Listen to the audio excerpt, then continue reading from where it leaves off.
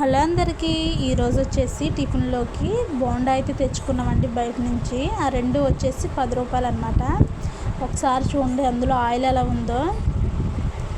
అసలు మొత్తం ఆయిలే ఉందండి. ఇంత ఆయిల్ తిన్నామంటే మన హెల్త్కి అసలు మంచిది కాదు. అందుకని చెప్పి నేనైతే ప్రస్తుతానికి దాన్ని పక్కన పెట్టేశాను. ఈరోజు వచ్చేసి లంచ్ బాక్స్లోకి అయితే వంకాయ ఎప్పుడు పెట్టానండి. అలాగే వైట్ రైస్, ఆమ్లెట్ వేయమని అడిగాడు బాబు అని చెప్పి ఆమ్లెట్ వేసాను సింపుల్గా. ఈరోజు లంచ్ బాక్స్ ఇదనమాట.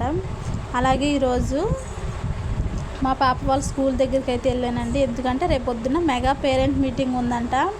ఒకసారి అయితే రమ్మన్నారు, అందుకని కలవడానికి వెళ్ళాము. వస్తా దారిలో అయితే నాకు సీతాఫలం చెట్లు అని బొప్పాయి చెట్టు కనపడిందండి. ఇలా అయితే కళ్ళు తెరుస్తున్నాయి చక్కగా. ఇంకొకసారి కనపడాక మనం ఆగుతామా?